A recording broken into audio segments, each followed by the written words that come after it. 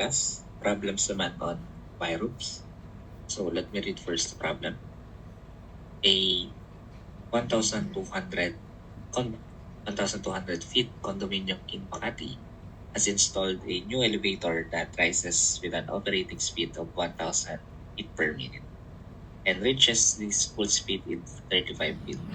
Assuming the rope drive of 6 by 19 cast steel ropes, 36-inch sheave, compute the approximate ultimate strength of this 5/8 inches rope required if the factor of safety is 5 and the loaded elevator weighs 2 tons, so 2,000 pounds. So note that 6 by 19 cast steel, yung diameter ng wire is 0.063 diameter, tsaka yung area is 0.37 diameter squared.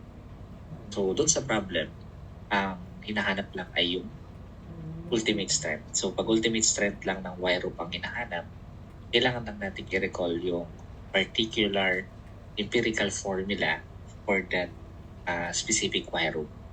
So this gives us a dimension of wire rope as 6 by 19. So kapag 6 by 19 yung wire rope natin, strength can be computed or determined by 76,000 diameter squared pounds. Ibig sabihin, pag naglagay ka dito ng diameter ng wire rope, i-squared mo lang yon times 76,000, lalabas na yung ultimate strength ng wire rope at yung unit na ay pounds. So, ang kailangan lang natin makuha dito ay yung diameter ng wire. Kasi dun sa problem pa, meron na ba tayong diameter ng wire? So basically, meron na. Diba? So ano yung diameter ng wire? So diameter ng wire is yun yung 5/8 inches ropes. So yung pangalan ng rope, yun yung kanyang diameter. So therefore, direct sum lang natin yan sa formula natin. So automatically, pounds yung lalabas na unit since inches yung diameter ng wire. So direct sum mo lang yan. So that is 76,000 times 5/8. Then, naka-inches naman yun. So wala na tayong problema sa units. Empirical yan. Ibig sabihin, kung sinunod mo yung proper units ng formula, then we can get the proper units na lalabas doon sa formula. So ang lalabas na sagot ay, para maging decimal, press yung FT. So makukuha natin that is 29,687.5. Pero ang unit na yan ay pounds. So, ang kailangan natin is tons, diba? Doon sa choices. So, i-convert pa natin to by simply converting yung pound into tons. Alam natin, 1 ton is 2,000 pound. Ibig sabihin, yung na-compute natin na value, i-divide pa natin ang 2,000. So, when we do this, so press ulit natin FD, makukuha natin yung value ng ultimate strength na hinahanap natin. That is equivalent to 14.84 tons. So yan yung letter B.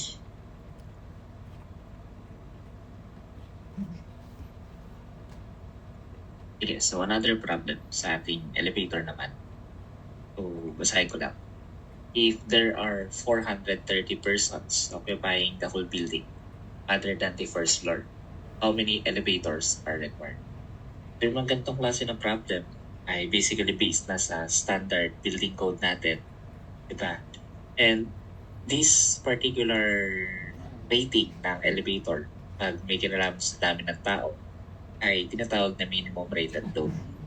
So for a passenger elevator, the minimum rated load is basically divide mo lang yung dami ng tao sa 220.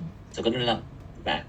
And from that, mako-complete mo na yung number of elevator na kailangan. So from the problem, there are 430 persons. So divide mo lang ng 220. So ganun lang yung gagawin natin. That is 430 divided by 220.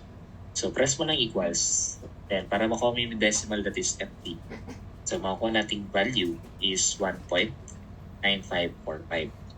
And we know that wala namang 1.9545 na elevator. So kailangan laging whole number yung elevator natin. So i-round up natin yan.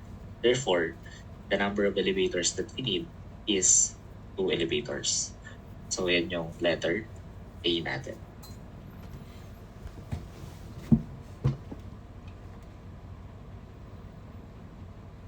Sige, so another problem naman regarding naman ito sa ating machine shop. So, basahin ko lang yung problem. A piece of stock 8 inches long is 4 inches diameter at one end, 1 inches diameter at the other end. The taper per foot is equivalent to. Ayan. So, pag naghanap ng taper per foot, or rather per foot, so kailangan lang natin i-recall yung taper per length, yung tinatawag na TPL. So, ang TPL, marami yung klase. Pwede yung taper per foot, TPM. Pwede rin yung TPI, taper per inches. Pwede rin yung SI, taper per meter. But in this case, ang hinahanap na taper per length is yung TPM or taper per foot. So, what we needed to do in taper per foot is yung diameter na malaki minus diameter na maliit, i-divide mo lang sa length ng workpiece natin. Pero since sinabi per foot, then yung unit dapat ng length should be in foot. Kung gagawin natin, yung diameter na malaki is 4 inches. Yung diameter na maliit, given din yun, that's 1 inch. Ida-direct sub lang natin yun. Then ida-divide sa total length, piece of stock, that is 8 inches. So that is 4 inches minus 1 inch divided by 8 inches. So hindi natin na-cancel out yung units. Ang kailangan natin dito is maging foot yung ilalim. So, alam natin, yung inch pwede mo i-convert ng foot by simply using yung 1 foot is 12 inches. So, in this way, maka-cancel out yung inch natin sa taas na conversion tsaka yung sa ilalim, and ang matitira sa ilalim na unit ay foot. So, hindi importante kung ano yung unit sa taas. Ang kailangan lang natin yung particular unit na nasa denominator. Sige, so from that, we can now compute yung TPF natin. Sige, so lagay lang natin yung values. So that is 4 minus 1 divided by 8. Then, i-multiply mo lang ito na 12. So, simply press equals. Then, para makuha yung decimal point, pindutin mo lang yung FD. So, makuha natin 4.5. So, basically, that is 4.5 feet. Or rather, 4.5 inches. So, yung unit ng TPF natin is kung ano yung unit ng nasa taas natin. So, inches yun, yung natira. So, kaya inches din yung unit ng choices natin. So, that is yung letter B.